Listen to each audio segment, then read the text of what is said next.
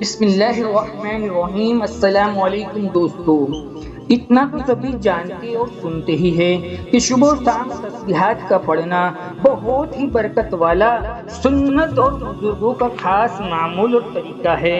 لیکن کیا آپ یہ جانتے ہیں کہ جو تسبیح ہم چاہے ہاتھوں کی انگلیوں کے اوپر گنیں یا تسبیحات کے دانوں پر، اس میں 33 کا عدد کیوں موجود ہے، اس کی کیا خصوصیت ہے اور اس کے اندر کیا راز چھپے ہوئے ہیں؟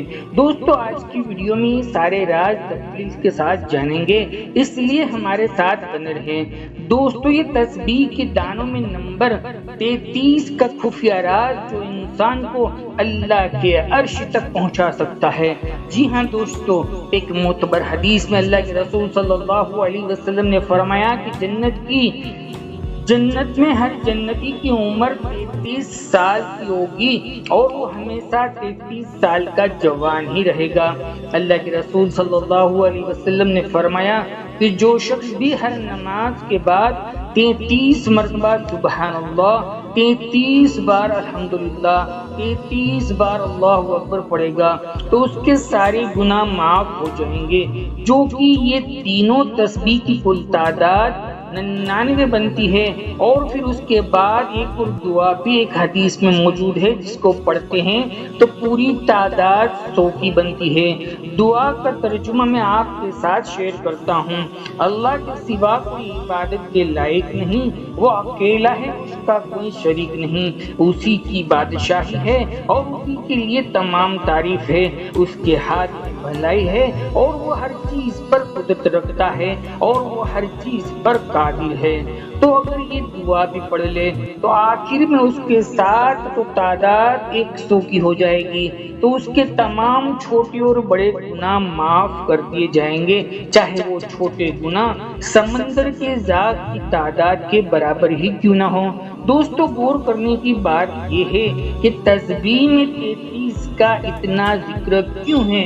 اگر آپ 33 کو 2 کے ساتھ ملٹیپلائی کر دو تو یہ بنتا ہے 66، اور اگر 66 کی بات کی جائے تو 66 کے نام کی نیومیریکل ویلیو بنتی ہے وہ 66 ہے، اور اگر 33 کو 3 کے ساتھ ملٹیپلائی کرے تو یہ بنتا ہے 99، جو اللہ کے مبارک ناموں کی تعداد کے برابر ہے۔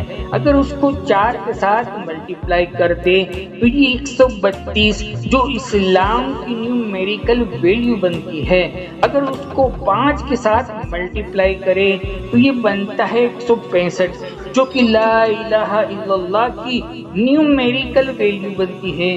دوستو، یہی وجہ ہے کہ ایک مسلمان جب بھی اسے تسبیح پر ذکر کرتا ہے اور 33 بار سبحان اللہ، 33 بار الحمدللہ، 33 بار اللہ اکبر کا ذکر کرتا ہے، دوستو بات کرنے کا مقصد یہ ہے کہ روحانی طور پر تسبیح کا ذکر ایک ایسا عمل تسلیم کیا جاتا ہے جس میں انسان کا دل اور دماغ ایک اللہ کی عبادت کے لیے مائل ہو جاتا ہے، جس کی برکت سے دل اور دماغ کی برائیوں سے پاک ہونے لگتا ہے، دل وساوس سے صاف ہونے لگتا ہے اور دل اور دماغ پر ایک ایسا سکون سا ملتا ہے جس کی ٹھنڈک ہم اپنے تمام جسم کے اندر محسوس کرتے ہیں اور ذکر کرنے میں لذت آتی ہے۔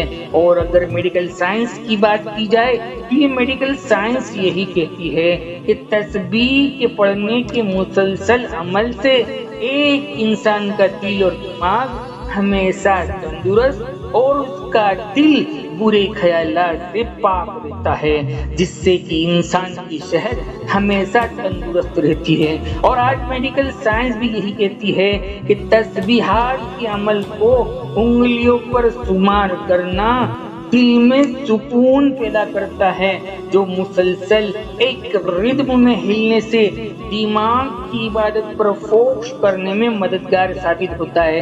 حضرت امام جعفر صادق رحمت اللہ علیہ کے پاس ایک شخص آیا اور آپ سے کہنے لگا کہ کعبہ کے 4 کونوں کا راز کیا ہے؟ آپ رحمت اللہ علیہ نے جواب دیا اس لیے کہ بیت المعمور کے اوپر خانہ کعبہ بنا ہوا ہے۔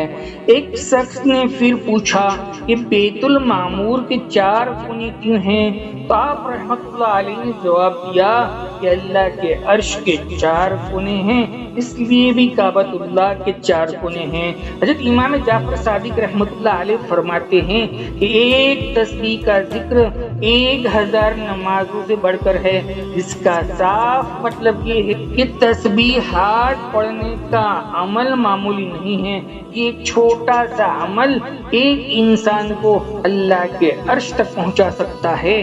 دوستو، ایسی ہی تسبیح فاطمہ کا ذکر بھی ہے، جو ایک مشہور ذکر ہے، جو ہمارے حضور اکرم صلی اللہ علیہ وسلم نے حضرت فاطمہ الزہرا رضی اللہ تعالیٰ عنہ کو نصیحت کے طور پر، عمل کے طور پر دیا تھا۔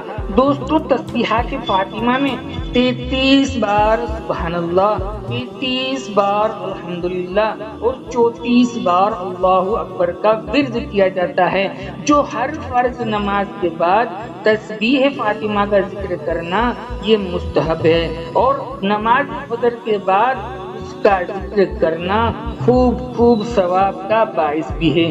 دوستو، بات کرنے کا مقصد یہ ہے کہ تسبیح پڑھنے کا رواج اتنا پرانا ہے۔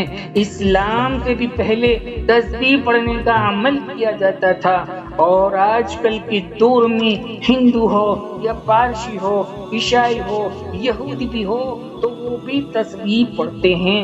آج جگہ جگہ خصوصی طور پر اگر آپ دیکھیں تو لوگ لمبی لمبی تسبیح اپنے ہاتھوں میں اٹھائے ہوئے پھرتے ہیں۔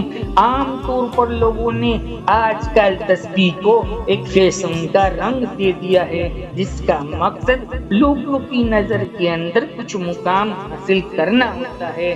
دلوں کا حال تو بھائی اللہ ہی بہتر جانتا ہے، یہ تو ایک قیاس ہے۔ دوستو، اللہ کے رسول صلی اللہ علیہ وسلم یا صحابہ اکرام رضی اللہ تعالیٰ عنہ نے تسبیح کا استعمال نہیں کیا۔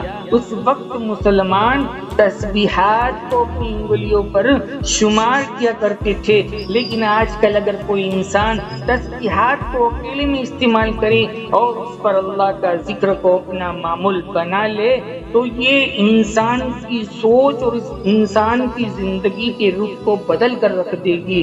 دوستو، اگر واقعی اللہ کی بڑائی اور اس کی تعریف کرنے کے لیے تسبیحات پڑھنے کا اپنا معمول بنا لے تو اللہ تعالیٰ اس شخص کے لیے روحانی دنیا کے تمام دروازوں کو کھول دیتا ہے، جس سے اس کا کبھی زندگی میں سوچا بھی نہیں ہوگا۔ اور اگر اس معمول میں ہم روزانہ کی بنیاد پر درود شریف کو بھی تسبیح کا حصہ بنا لے تو ہماری زندگی میں جو بدلاؤ آئے گا اس کا آپ کبھی تصور بھی نہیں کر سکتے۔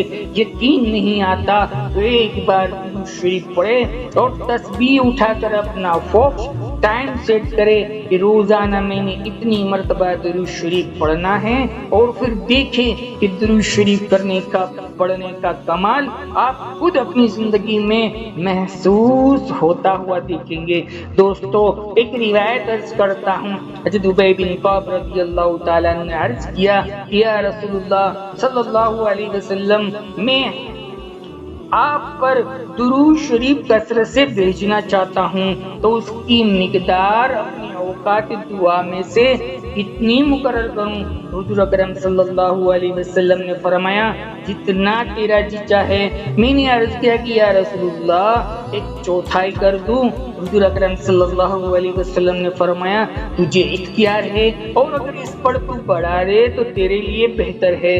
تو میں نے عرض کیا کہ میں آدھا کر دوں؟ حضور اکرم صلی اللہ علیہ وسلم نے فرمایا، تجھے اختیار ہے، اگر اور بڑھا دے تو تیرے لیے اور زیادہ بہتر ہے۔ میں نے عرض کیا کہ 2/3 کر دوں؟ حضور اکرم صلی اللہ علیہ وسلم نے فرمایا، تجھے اختیار ہے، اگر اس سے بھی اور بڑھا دے تو تیرے لیے اور زیادہ بہتر ہے۔ میں نے عرض کیا یا رسول اللہ، پھر میں اپنے سارے وقت کو آپ پر درود پاک کے لیے یعنی حضور اکرم صلی اللہ علیہ وسلم کی خدمت میں درود شریف کے لیے مقرر کرتا ہوں۔ تو حضور اکرم صلی اللہ علیہ وسلم نے فرمایا، تو اس صورت میں تیرے سارے فکروں کی کفایت کی جائے گی، تیرے سارے گناہ معاف کر دیے جائیں گے اور تیرے سارے کاموں کی کفایت کر دی جائے گی۔ دوستو ایسی ہی پیاری اور انفارمیٹو ویڈیو کے لیے چینل کو سبسکرائب کر لیں۔ اگر یہ ویڈیو آپ کو اچھی لگی ہو، آپ کے ایمان اور علم کے اندر اضافہ ہوا ہو، تو ایک اچھا کامنٹ بھائی ضرور لکھ دیا کریں۔ اللہ تعالیٰ شان آپ کو خوش رکھے، شاداب رکھے۔ جزاک اللہ خیر۔ زندگی رہی تو انشاءاللہ پھر ملیں گے ایک اور نئے ٹاپک کے ساتھ۔ تب تک بندے کو اجازت دیجیے۔ اللہ حافظ۔